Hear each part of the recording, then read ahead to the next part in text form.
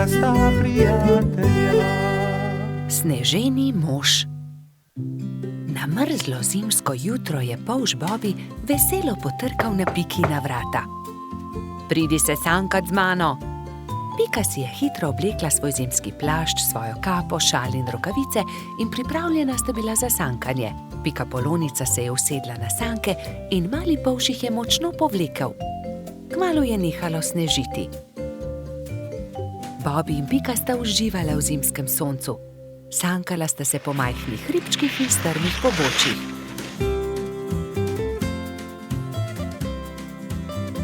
Poglej, kako čudovit sneženi mož, je vzkliknil Bobby.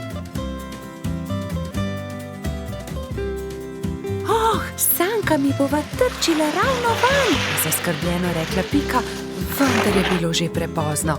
Sanke so trčile naravnost v sneženega moža, ki je stal ob vznožju hriba. Ali si se poškodovala? Je Bobby vprašal Piko. Ne, nisem se, a mislim, da sva uničila sneženega moža. Da, sneženi mož se je prekucnil, je rekel Bobby. In jaz bom pojedel njegov korenčkov nos. Pojdiva se kepat, uporabiva lahko snežakovo telo, je predlagala Pika. Bobby in Pika sta se začela kepat. Bilo je zelo zabavno. Kmalu ni ničesar več ostalo od sneženega moža. Nenadoma se je pojavil trod Baltazar ter jo pozdravil. Bobby in Pika sta radostno vprašala Baltazarja, ali se želiš kepati z nama? Nimam časa za to. Prinesel sem kapo in šal za sneženega moža, ki sem ga postavil včeraj. Ali sta ga mogoče videla? Bobby in Pika sta se presenečeno spogledala. Oh, ne, je zašepetal Bobby. Baltazar išče sneženega moža, ki sva ga zadela. Nista si mu upala povedati, da sta prekucnila njegovega sneženega moža. Ne, nisva videla nobenega sneženega moža. Mali trud se je zasmilil Bobbyju in Piki. Ne bodi tako žalosten, je končno rekel Bobby. Postavimo novega sneženega moža. V redu, je zahlipal Baltazar. Največjo kroglo je naredila Pika. Šla je na dno. Srednjo snežakov trebušček je naredil Baltazar. Bobby je naredil najmanjšo, ki je predstavljala snežakovo glavo. Pika je dvignila Bobbyja in ta je postavil glavo na vrh.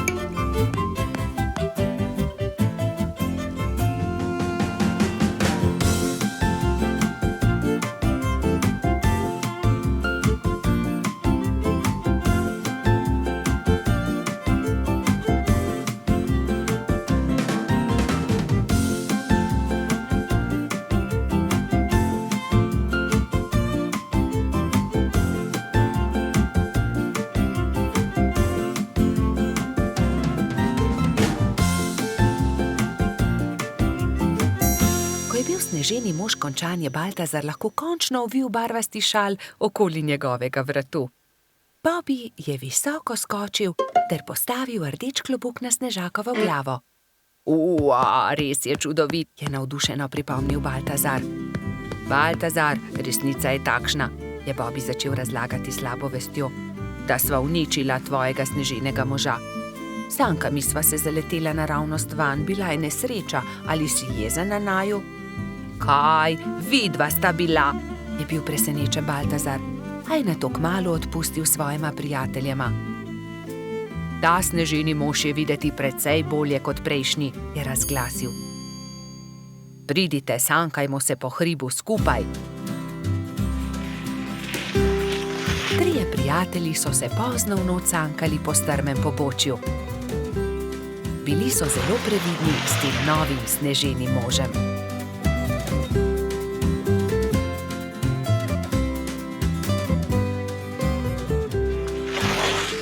Bobby in Pika, dobra sta prijatelja. Rozi smuča. Snežna hroščica Mila je nekega zimskega dne povabila prijatelje na smučanje. Imate vsi smuči? Je vprašala. Jaz jih nimam, je dejal polž Bobby. Jaz tudi ne, se mu je pridružila kobilica Skokica.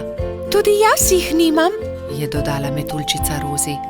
Potem se lotimo dela, ni težko. Naredili vam bomo smuči, je veselo dejala Mila. Skupaj so vrtali, rezljali in na gladko spolirali desko, pritrdili nanjo pas, pripravili so tudi palice. Opoldne so bile nove smuči narejene. Skupaj so se odpravili na hrib. Na vrhu hriba so si vsi pripeli smuči in nataknili čelade. Takrat je Mila vprašala: Vsi znate smučati? Kdor ne zna, ga z veseljem naučim.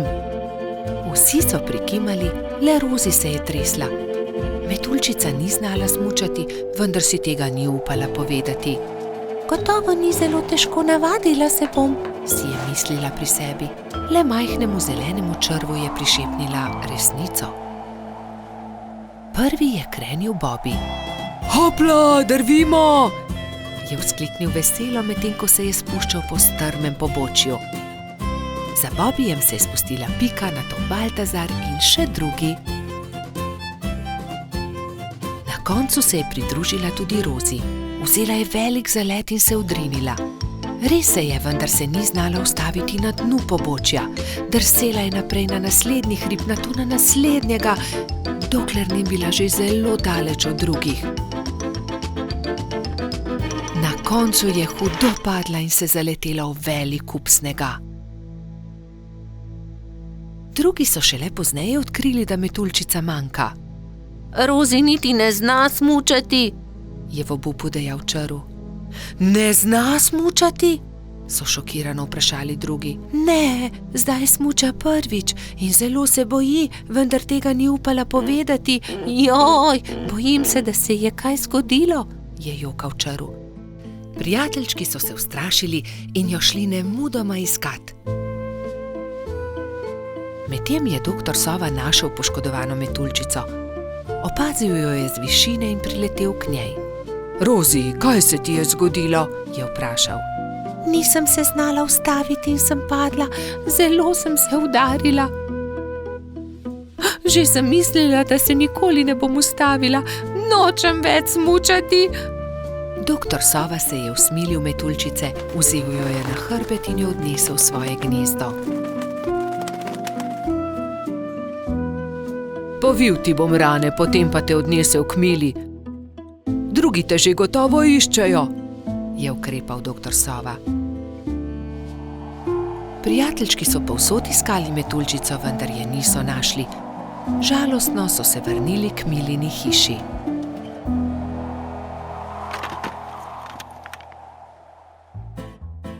Rozi jih je že čakala tam. Veselje je bilo veliko. Hura! No, Rozi, si dobro. Povej, kaj se ti je zgodilo?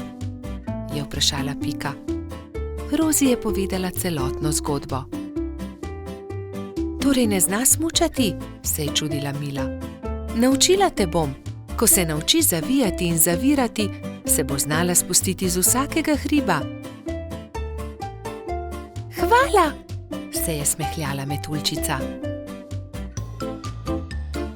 Naslednji dan je Mila začela učiti Rozi. Proti koncu prvega dne je metuljčica lepo počasi in previdno drsela z najmanjšega hriba in se spretno ustavila na koncu. Poglejte, Rozi že zna smučati, to moramo proslaviti, je zavpil Gašper in začel igrati po ledenih svečah. Drugi pa so plesali, peli in se veselo vrteli okoli metuljčice. Bobby in Pika, dobra sta prijatelja. Družabna igra. Nekega pomladnega dne se je Bobby igral družabno igro z Rozi na vrhu hriba. Na tabli se je vila dolga pot od miši do kosa sira. Zmaga tisti, ki svojo figuro prej spravi do sira, je pojasnila metuljčica. Igro je začel Bobby. Vrgel je in stopil. Nato je sledila Rozi. Vrgla je in stopila. Zmagal sem, je zavpil polž, ko je njegova figura prišla do kosa sira. Dobro, zmagal si, igrala bova še enkrat, je predlagala Rozi. Bobby je zmagal tudi v drugem krogu. Zmagal sem, spet sem zmagovalec, se je hvalil polž. Igrajva še enkrat. Spet sta začela. V tretjem krogu je Rozi prišla prej do cilja. Zmagala sem, Bobby, končno sem jaz zmagovalka, je izjavila zadovoljna metuljčica. Bobby se je takrat obrnil stran, se zavlekel pod bor in vrgel kocko tako, da Rozi ni videla. Vrgel sem šestico, je dejal ponosno, vendar mu je Rozi odgovorila. Ne velja, Bobby, vrzi tako, da vidim tudi jaz? Ne. Da, vrzi znova, Bobby. Polž je vrgel znova, kocka je zdaj kazala dvojko. Bobby je zaostal in tudi v tem krogu je zmagala Rozi. Ne velja, hočem zmagati, to je prevara. Toda, Bobby, to je ravno bistvo družabne igre. Enkrat zmaga eden, drugič drugi. Ne moreš vedno zmagati. Lahko, vedno hočem zmagati, je divjal Bobby in v jezi vrgel igro na tla.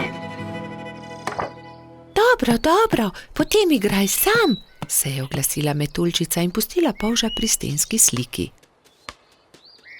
Bolje bo sam, je dejal Bobby. Vrgel je kocko, nato stopil, znova vrgel in znova stopil in po vrsti zmagal v vseh krogih. Vendar se je hitro naveličal igre. Poleg sebe je posadil svojega medvedka, vendar medvedek ni bil vznemirljiv nasprotnik. Končno se je Bobby odpravil poiskat Rozi. Ni dobro igrati sam, si je mislil žalostno. Metuljčica se je na travniku ravno kartala s Piko, Gumbijem in Baltazarjem. Se lahko pridružim? Je plašno vprašal Bobby. No, veš, Bobby, če se nam pridružiš, ni nujno, da bo zmagal in ne bi rada, da tudi karte vržeš ob tla. Rozi je zavpila za njim. Bobby, lahko se pridružiš, vendar le, če obljubiš, da ne boš jezen, če ne bo zmagal. Dobro je, no, se je strinjal Bobby in že tekel k drugim. Kartali so do teme, enkrat je zmagal Bobby, drugič Rozi, vendar so tudi Gumbi, Baltazar in Pika zmagali po krog. Bobby je bil srečen, da se lahko igra s prijatelji in ni bil jezen, če ni zmagal. Nenadoma je priletel rogač Gašper in vzkliknil od zgoraj. Poglejte, izrezljal sem palice, pridite, zakurimo ogenj, specimo jabolka. Ta zamisel je bila všeč vsem. Prišel je tudi koloradski hrošč Bajsi. Jabolka so narezali, nabodli na palice in ko je od ognja ostala le žerjavica, so začeli peči sadje. Spekli in pojedli so vse jabolčne kolobarje. Bobby je svoj zadnji jabolčni kolobar dal Rozi. Zelo rad bi povedal kaj prijaznega metuljčici, vendar je na koncu le rekel: Izvoli, tebi ga dam. Ko je jabolk zmanjkalo, so palice pridržali v žerjavici in nato z njimi s svetlečo konico risali vzorce po temnem nebu. Bobby in Pika, dobra sta prijatelja. Cmoki. Nekega jesenskega dne je pikapolonica Pika skuhala slivove cmoke in povabila prijatelje na kosilo. Prišli so Bobby, Baltazar, Gašper in Rozi. Skupaj so pogrnili mizo in se usedli. Pikapolonica je dala po 3 cmoke na vsak krožnik, Bobby, Pika in Rozi so bili kmalu siti. Slivovi cmoki, obožujem jih, 5 jih lahko pojem, je dejal trod Baltazar. Samo 5, jaz jih lahko 7, je dejal Gašper. 7, dobro, potem jaz 8. Jaz pa 10, je izjavil rogač. Dobro, tekmujva, je končal prepir Baltazar. Naj vidimo, kateri izmed najih lahko poje več. Piki zadeva ni bila všeč. Poskušala jo je pregovoriti, vendar sta bila fanta nepopustljiva. To se ne bo dobro končalo, ju je opozorila, vendar je Baltazar in Gašper nista poslušala. Doslej sva pojedla 3 cmoke, zdaj naj pride 4. je predlagal Gašper in dal novi cmok na vsak krožnik. Zatem sta vzela novega in pojedla tudi 5. Po 5. sta pojedla 6. Po 6. sta pojedla 7. Po 7. sta pojedla 8. in po njem 9. Zdaj pride 10, še zmoreš? je vprašal Baltazar. Seveda lahko pojem 2-krat toliko, je rahlo zamahnil Gašper. Ko sta pojedla zelo veliko cmokov, je oba začel boleti želodec. In bolel je čedalje bolj in bolj. Tečem po doktorja Sovo, je dejala metuljčica Rozi. Doktor Sova jo je pregledal in začel jezno govoriti. No, kdo je že videl kaj takega? Seveda vaju boli želodec. Oba sta pojedla po 15 cmokov. Pa še to, da se je tekmovanje končalo neodločeno. 3 dni bosta na dieti, ne smeta jesti nič drugega kot le kuhan krompir. Ampak ravno jutri bo prišel v naš gozd prodajalec rogljičev, se je oglasil razdvojeni Gašper. Zelo mi je žal, ampak se jim bosta odrekla.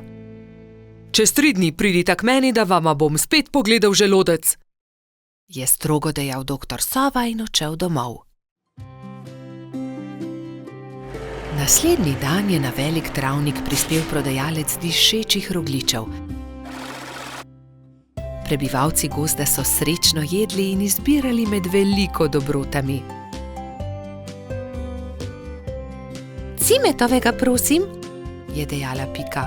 Jaz bi kokosovega, se je prerival Bobby. Meni dajte sladkornega, je zavpila Rozi. Imeli pa so tudi orehove, makove, celo kakavove. Baltazar in Gašper sta žalostno gledala veseli sejem, a sta ubogala doktorja Sovo. Ko so minili 3 dnevi, sta šla Trot in Rogač k zdravniku. No, poglejmo, je zamrmral doktor Sova in ju temeljito pregledal. V redu, ozdravela sta. Vidim, da sta me ubogala. Ja, seveda, je Gašper pokimal z nosom. Čeprav bi si močno želel jesti rogljiče. Gašper in Baltazar sta se poslovila od doktorja Sove in se odpravila domov, ko je doktor Sova zavpil za njima.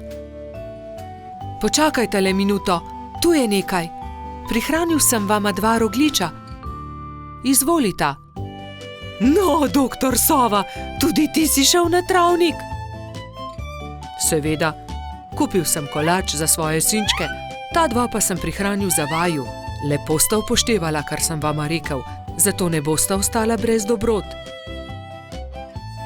Hvala, sta srečno dejala Baltazar in Gašper ter objela doktorja Sovo.